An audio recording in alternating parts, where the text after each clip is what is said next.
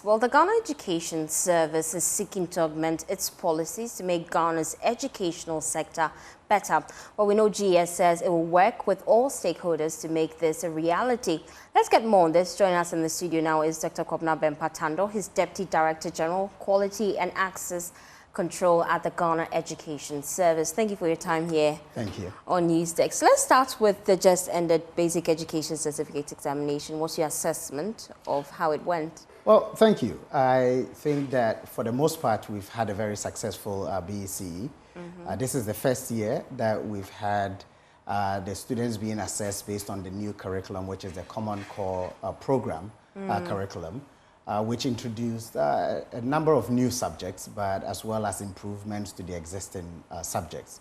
And for that matter, this year, BECE lasted 6 days instead of the usual 5 days.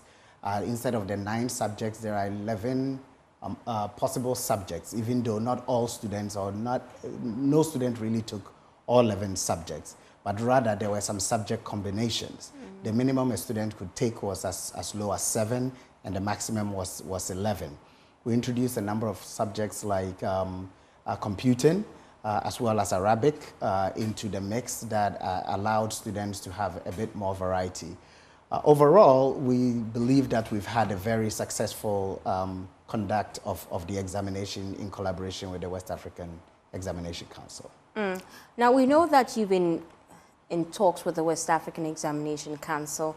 Just during the VEC, there is concerns about teachers aiding students to cheat during the examination. They had invigilators being implicated in the just ended Basic Education Certificate examination.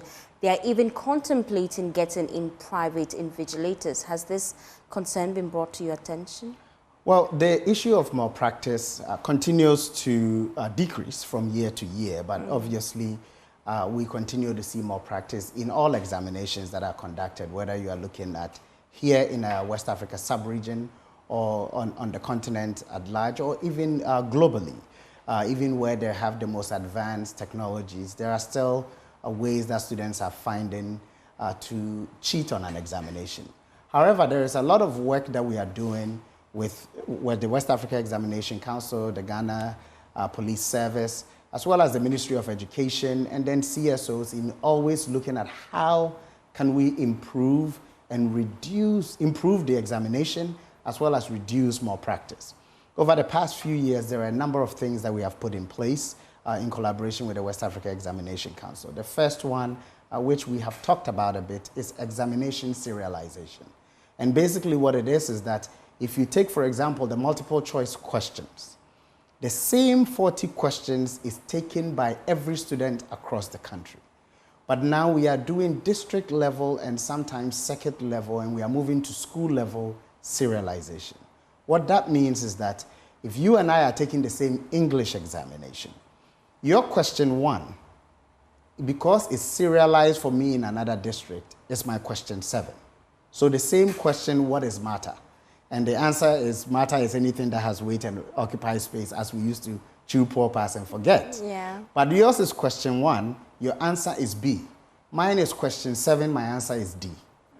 So what that does is that if anybody gets what WAEC or we call foreknowledge of the exam 5 minutes before the exam, because the examination bags are opened just at the time that they are supposed to start the examination. But people, through other means, are trying to get foreknowledge before the examinations are distributed. If I get that question and I answer, usually the way people cheat is they will quickly answer 1 to 40 and then go on the board or share online, question 1 A, question 2 B, and so on and forth. If they do that and I am sitting in a different examination center with a serialized paper and I follow yours, I may get all 40 wrong. So we noticed over a period of time that especially the rogue websites that were doing this realized that there wasn't any way that they could actually make money on this. So that's the first thing we have done. Number 2 is our close collaboration with West Africa Examination Council on invigilators. When our teachers invigilate for WAEC, usually sometimes they are moved around, so it's not necessarily the same school that they teach that they invigilate in. But what we are also doing with WAEC is that as soon as there is an identification of a teacher or anybody or an invigilator, no, let me not say a teacher, but an invigilator who is aiding in malpractice, if the person happens to be a teacher, they go through the WAEC disciplinary process. Then at Ghana Education Service, we also take them through a disciplinary process, including dismissal from the service because of that practice. And so those are two key things that we are doing. There has been a lot of work, myself as well as the Director General of the Ghana Education Service and a few of our directors, the CHAS president, as well as two other CHAS members. We have COBS, which is the heads of basic schools. We have representation from different universities that all sit on the WAEC Council. And one of the things that we are discussing is moving more into technology or using technology to aid in the administration of exams. WAEC we have been discussing on council computer-assisted testing, where students will go into an examination hall, question banks of the same difficulty will randomize in its appearance on a screen for a student to answer. When you do computer-assisted testing, you drastically reduce the malpractice in terms of examination malpractice because students can only answer what is on their screen. They have a limited amount of time to answer. They are being monitored in a room. So we are eventually and gradually moving towards how do we constantly eliminate it. But in the meantime, we are using some of these interventions, including serialization, stiffer punishment for those that are found culpable. And then not just for the staff, but also for the students. You know, students who either bring foreign materials into the examination hall, write answers on their laps and on their thighs and on their arms and things like that. When they are discovered, we go through the process of sometimes canceling that result or sometimes canceling their entire paper. And before examinations are conducted, we do a thorough sensitization of all of our students to understand exactly the rules that govern examination.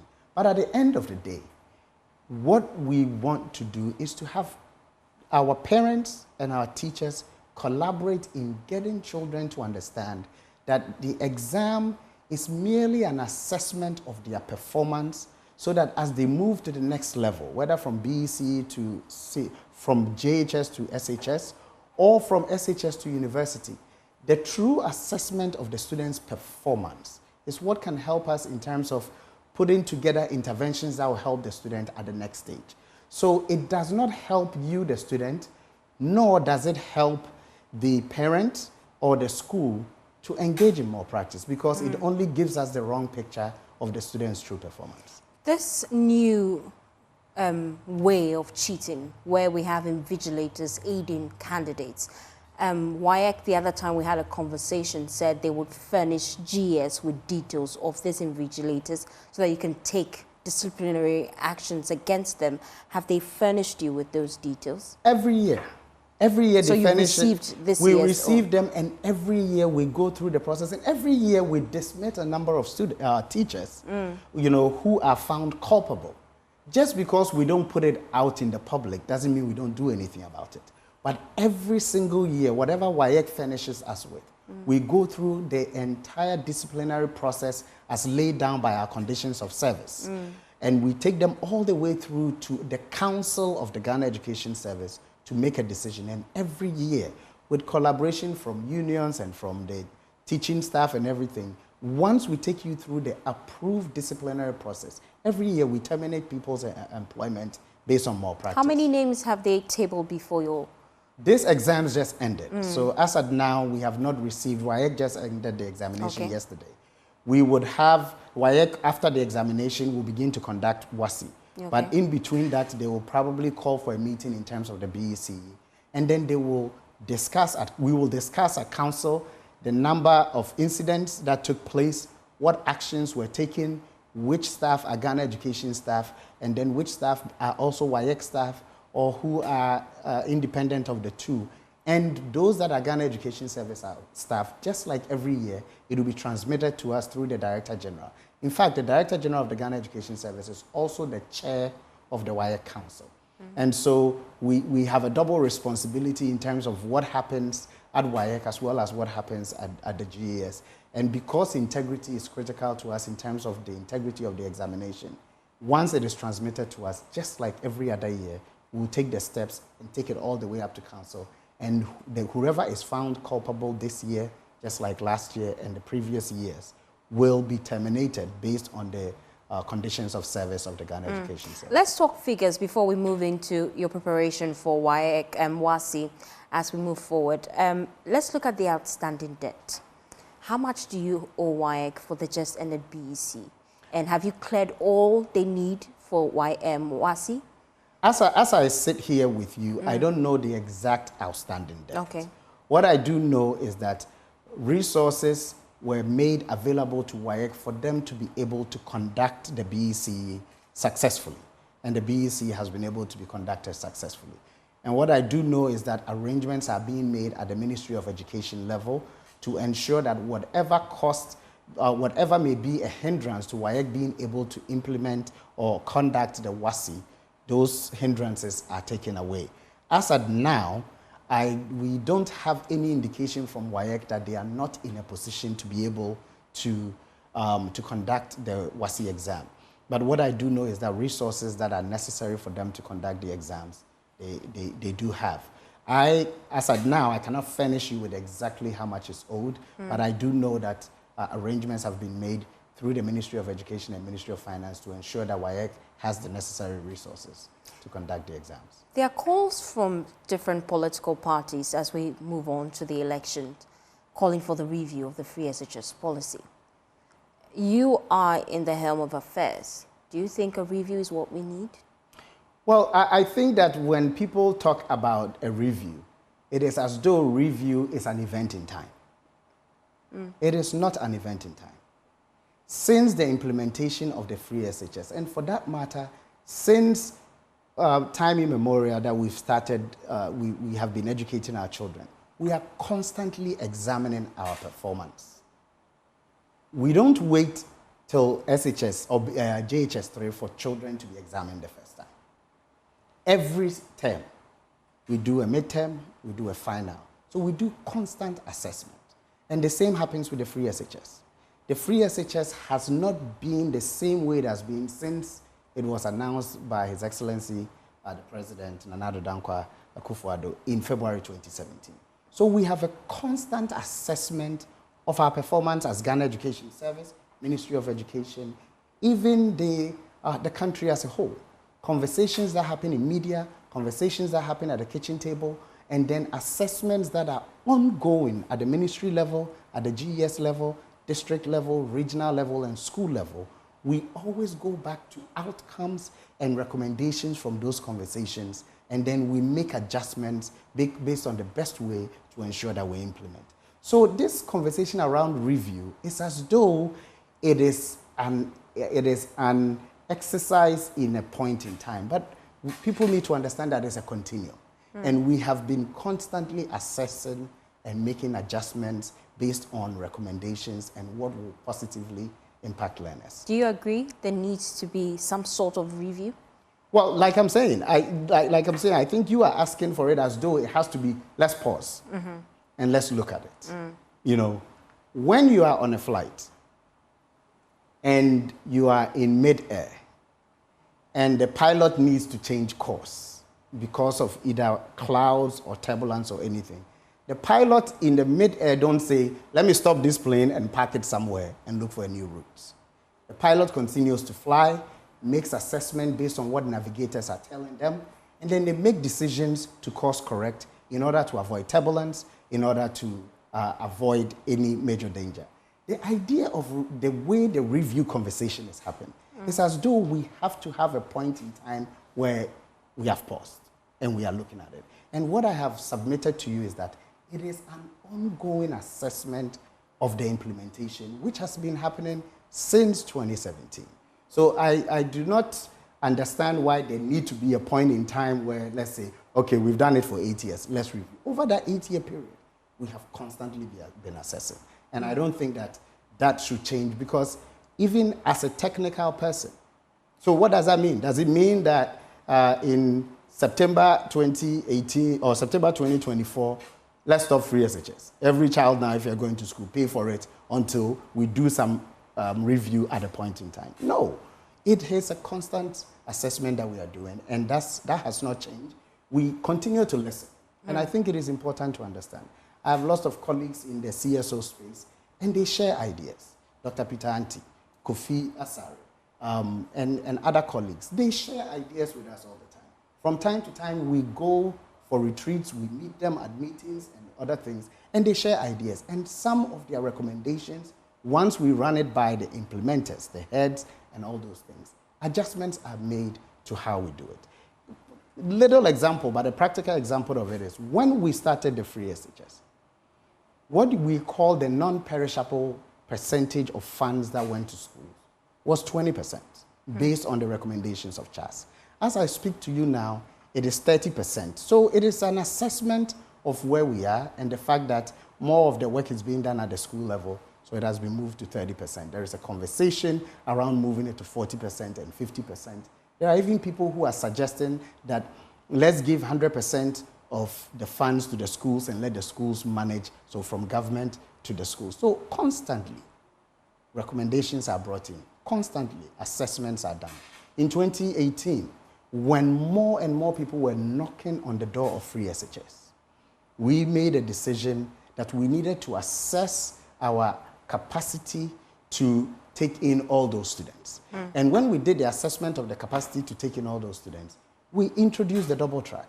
So there is a constant assessment. So the conversation around a review, I think that we need to get our mind beyond a point in time and understand that it is a continuum. Let's look at your personal assessment of how we have fared in the implementation of the free SHS policy. From a scale of 1 to 10, 10 being the highest, how would you say we've performed so far? Well, most teachers will say that as a teacher, you don't give a 10 because there's always room for improvement. But on the scale of 1 to 10, I would give it between a 9 and a 9.5. And here's my reason. Of every teacher I have taught at the university level and then also at the pre-tertiary level. And every teacher must at least give a reason why they are giving a student or anything these type of assessments. Now, free SHS came to do about 3 or 4 key things: access, quality, removing financial barriers, and equity. On the score of access, if you take the number of students in school, the last data we have is students who were enrolled in 2014, 2015, and 2016 in all public senior high schools in the country. We have just about 800,000, about 811,000. On the score of access, today, if you take the same 3-year group that are in school now, we are at 1.4 million. That is 75% increase in terms of access. I think the free SHS has answered the question of access. On the question of quality, if you take 10 years and what we can measure quality with in terms of an international standard is the WASI examination. If you take the past 10 years and you look at, say, from 2014 to 2024 in terms of the WASI examination, and you look at the subjects that are common to all students, which is the English, Mathematics, Science, and Social Studies. It is the past 4 years, 2020, 21, 22, and 23, which are the first 4 batches of free SHS students, that has consistently scored in all core subject areas 50% or above. Last year, it was 60% or above in all 4 core subject areas. It has not happened over the past 10 years. So on the score of quality, we have done very well. Now, on the score of equity, if you look at people from all socio-economic walks of life who have had access to education, people from Sukusuku DA in the Western North region, people from Gambaga, people from my own hometown of Goso, who are now having access to secondary education, had it not been for free SHS, would have not had the opportunity because of financial barrier. We have created a lot of equity. In terms of gender parity, prior to the free SHS, the percentage of girls to the percentage of boys, and here you're a woman and you appreciate this, in our schools, only about 37% were women. The other 63% were boys. As I speak to you now, we are about 47% girls. So on the score of equity in terms of socioeconomic and gender parity, free SHS has opened the doors for children to have more access. And then in terms of the removal of financial barriers, when we came in 2017 and we looked at secondary education in all its forms, what we realized is that if you look at the data of students who pass and are given admission to senior high school, nationally, about 26%, so about 1 in 4 students, were not going to school nationally. Now, if you did a data desegregation or disaggregation of this data, and you looked at the students who were in the northern part of the country who benefited from even just the feeding scholarship, we saw that only 11.5%, or about 1 in 8.5, 1 in 10.5, or 1 in 10, were not taking up admission. Whereas that same disaggregation of data, it was 35% in the South where they were not benefiting from the northern scholarships. So 3.5 in 10 were not going. As I speak to you now, last year, we had a 98% admission take-up rate. So on the score of the removal of financial barriers to the free SHS, this government has done extremely well. So at least on those 4 scores, obviously, there are still areas that need to be improved. But if I am scoring free SHS on those score 4s as an academic, based on the things that it was coming to do, that's why I'm giving it about a 9 to a 9.5. I like the fact that you agree that there are indeed areas to improve. Let me sandwich these 2 questions as we wrap up with the conversation. First, your preparation for WAEC and your thoughts about the free SHS bill before Cabinet, seeking to bind successive governments to ensure the implementation of the free SHS policy. Well, number one, in terms of preparation for the WASI, what we do and what we continue to do in the Ghana Education Service in terms of intervention is that we bring all of our the department heads in the core subject areas. They go to a workshop where they receive training by chief examiners of the West African Examination Council so that they can understand the challenges that students face. We share with our schools all of the chief examiners' reports so that they are able to prepare their students. The teachers are able to understand what topics, areas students tend to avoid so that they can do some revision. So those preparations are ongoing, and we are very confident that our students are well prepared to take the WASI examination. And then support that we give to teachers in terms of academic intervention grants to ensure that they're able to support all students to be able to take the examination. We are doing what we need to do to make sure that no child is left behind. On the question of the free SHS bill, I think it is a conversation that is not even yet before Parliament. The last time that there was a lot of conversation around it, it was a proposal that the Honorable Minister was discussing with the Cabinet of the Republic. And I believe that once it leaves the Cabinet of the Republic, the members of Parliament who are the ones that look at bills that are brought to them will go through the proper debate to ensure that that law is either passed or amendments are made to an existing law to achieve the same thing. So as of now, it is a conversation that I don't think has yet been laid before Parliament formally, but I believe when it gets there, they'll go through the media process, the parliamentary processes and procedures to address the question that has been put before them. Thank you so much for your time. Unfortunately, we've run out.